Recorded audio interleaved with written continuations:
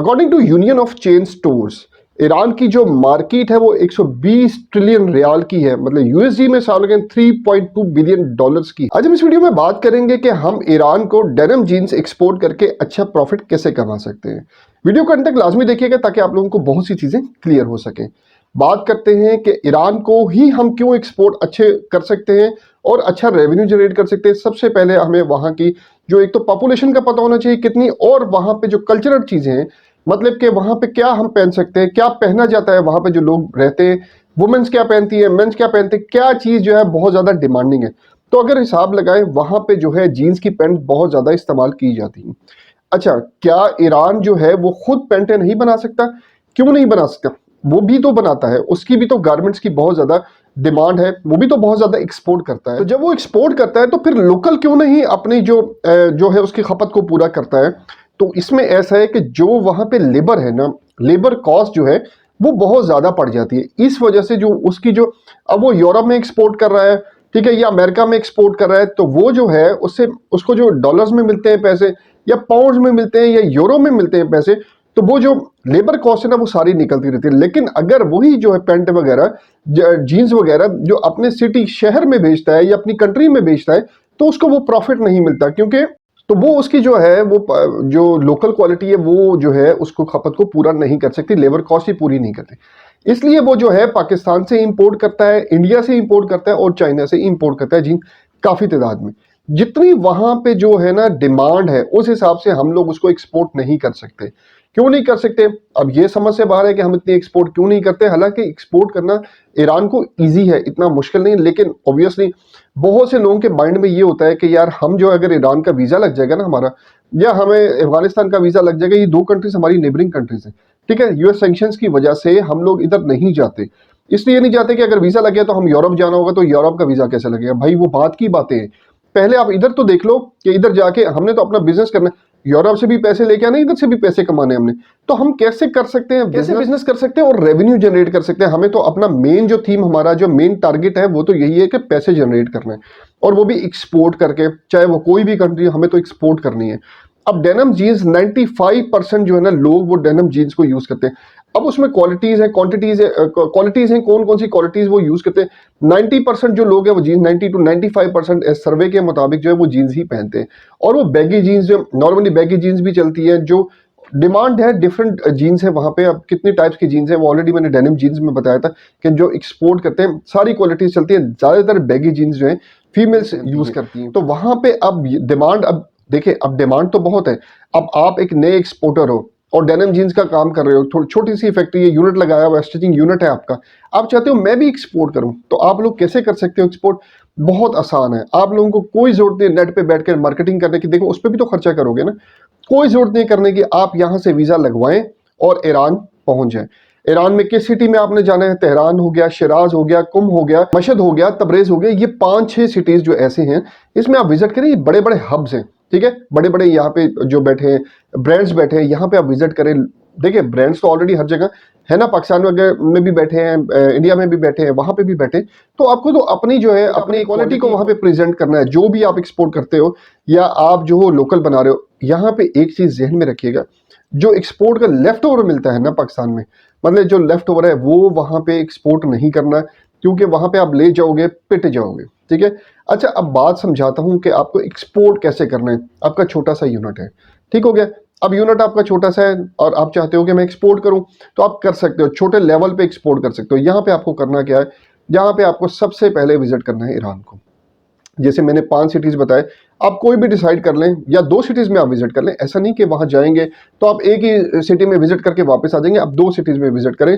आप Tehran visit करें, कुमकुम करें, या शिराज करें, या मशहद करें, किसी को भी आप सेलेक्ट कर लें, ठीक है। तेहरान इनका कैपिटल है, तो वहां पे तो आपको मस्ट विजिट करना ही करना है, ठीक है। उसके साथ आप देख लें कि किस जो नियरेस्ट सिटीज हैं वहां पे आप उनको विजिट करें। अच्छा, यहां से आपने करना क्या, जो टोटल आपका खर्चा होगा ना, टोटल मिला मिलू के, वो आपका 90,000 से 1 लाख रुपया खर्चा होगा। देखिए वो आपका वैसे भी खर्चा होगा ना, आपने मार्केटिंग करनी है, सोशल मीडिया पे बंदा बैठाना है, उसको भी तो पैसे देने हैं ना आपने। यहाँ से आपको बिल्कुल प्रॉफिट जो है ना आपको जाते ही मिलना शुरू हो जाएगा। वो कैसे? आपने जाना है, कार्टन साथ लेके जाना है जिसमें 50 पेंटे हो। वो आप ऑब्वियसली जब आप ट्रेवल कर रहे हो तो आप लेके जा सकते हो ना, 50 कार्टन का कितना वेट होगा, वो आपने साथ लेके जाना है। अब वहां पे जाके आपने उसको मार्केट करना है। देखो वन टाइम तो ये अपना नेबरिंग कंट्री है, वन टाइम तो आपको विजिट करना पड़ेगा। वो साथ ले जाओ, उसकी कोई पूछ कुछ नहीं है, कोई कस्टम क्लियरेंस नहीं, कुछ नहीं होगा। वो आपका लगेज में जाएगा, लगेज में लेके जाके वहां पे आपने जो शॉप्स को विजिट करना है, आपको ऑर्डर मिलेंगे क्योंकि पाकिस्तानी जीन्स की बहुत ज्यादा डिमांड है। वहां पे ऑर्डर आपको मिलेगा, वहां से आपने ऑर्डर रिसीव करना है। यहाँ पे आपने डिमांड क्रिएट, वहां पे आपने डिमांड क्रिएट कर ली, ठीक है, वापस आए, उसके बाद जो है आपने प्रोसेस स्टार्ट कर दिया। अब जरूरी नहीं है आपने 20 फुट कंटेनर भेजना है, 40 फुट कंटेनर भेजना है। आप छोटा कार्गो, मैंने जैसे बताया ना, ये तो आप सामान साथ लेके आप छोटा कार्गो भी भेज सकते हो। यहाँ पे सबसे जरूरी चीज है कि आप लोगों को कंपनी रजिस्ट्रेशन करवाना, जब भी आपने एक्सपोर्ट का बिजनेस करना है कंपनी रजिस्ट्रेशन करवाना बहुत जरूरी है। देखो अब लोग बोलते हैं कि जीएसटी रिक्वायरमेंट नहीं है, जीएसटी की रिक्वायरमेंट नहीं है पीएसडब्ल्यू एक्सपोर्ट के लिए, लेकिन पीएसडब्ल्यू मिलता ही नहीं है जीएसटी के बगैर, ठीक है। अब यहाँ पे बड़ी जो है मल्टीपल चीजें कंफ्यूजन है, आप लोग प्रॉपर चैनल से चलो, कोई मसला नहीं है। आप लोग जिस तरह मैंने बताया हुआ है कि कैसे कंपनी रजिस्टर करवानी है, उस तरह आप कंपनी रजिस्टर करवाओ। उसके बाद जो है प्रॉपर चैनल से अपने कार्गो भी भेजना है तो प्रॉपर चैनल से भेजो।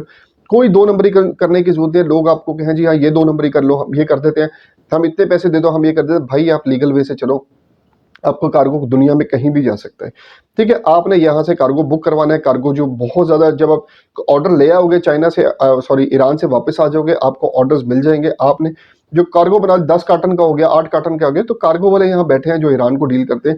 आप उनको विजिट करें, गूगल करेंगे तो आपको बेतहाशा मिल जाएंगे। उनको विजिट करें, वाया दुबई भी चले जाते हैं, कोई प्रॉब्लम वाली बात है। अगर यहाँ से नहीं जाते तो आप उनको विजिट करें, उनसे बात करें, ठीक है, वो आपके कार्गो को ईरान पहुंचा देंगे। यहाँ से अगर प्रॉब्लम है बॉर्डर पे तो वाया दुबई चले जाएंगे, आपको कोई प्रॉब्लम नहीं, आपका कार्गो वहां पे इजी सेफ पहुंच जाएगा। तो ये छोटा सा देखो बात समझने की, यहाँ पे पता है क्या है, हम लोग डरते हैं काम करने से। हालांकि हम छोटे छोटे लेवल से स्टार्ट कर सकते हैं, लेकिन हमें एक प्रॉब्लम क्या है, हम कहते हैं नहीं यार हम वहां चले जाएंगे, हम ये हो जाएगा, हम क्यों जाए, हमारे पैसे लग जाएंगे। जब आप एक्सपोर्ट करना चाहते हो, ठीक है, कोई भी काम करना है आपने, कोई भी बिजनेस करना है, आपको इन्वेस्टमेंट तो रिक्वायर्ड है ना। जब आप बगैर इन्वेस्टमेंट के कैसे काम कर सकते हो यार, समझ नहीं आती है। लोग कहते हैं हम फ्री में काम कर, जब फ्री में काम करोगे उसके लिए भी तो गाड़ी में या बाइक पे कहीं जाओगे, किसी के पास तो बैठोगे, किसी से बात करोगे, उसकी प्रोडक्ट तो पता लगेगी, तभी उसको सेल कर सकते हो ना। जब आपकी अपनी प्रोडक्ट है तो उस पर क्यों नहीं इन्वेस्टमेंट करते, जो कि लॉन्ग टर्म इन्वेस्टमेंट है आपकी। आप उस पर इन्वेस्टमेंट करो, 1 लाख 2 लाख क्या है, ये तो बहुत आपका जो है।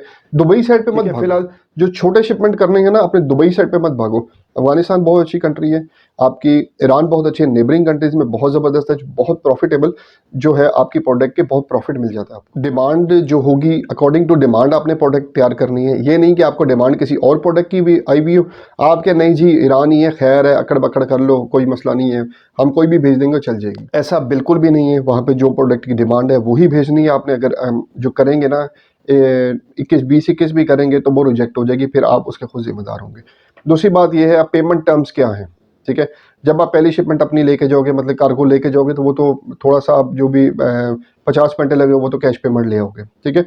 अब आप जो डायरेक्ट पेमेंट अकाउंट में नहीं ले सकते वहाँ से, ठीक है, तो क्योंकि हमारा ईरान के साथ बार्टर सिस्टम है, तो हम यहाँ से कुछ चीज़ भेजते हैं तो हम वहाँ से ले लेते हैं। तो इसी तरह जो है आपके क्लियरिंग एजेंट्स वगैरह वो आपको अरेंजमेंट इसी उसमें कर देते हैं, आपके ई फॉर्म्स वगैरह सारे इशू इसी उसमें कर देते हैं। तो वो आपकी परेशानी नहीं है। वो क्लियरिंग एजेंट जो भी बॉर्डर पे होगा वो इस चीज़ का हेडेक लेगा, वो इस चीज़ को आपको क्लियर करके, लेकिन आपकी कंपनी जो है वो होना ज़रूरी है। बात कर रहा था कि मैं डिमांड के मुताबिक ही प्रोडक्ट भेजने हैं, लेफ्ट ओवर प्रोडक्ट्स आपने बिल्कुल नहीं भेजनी।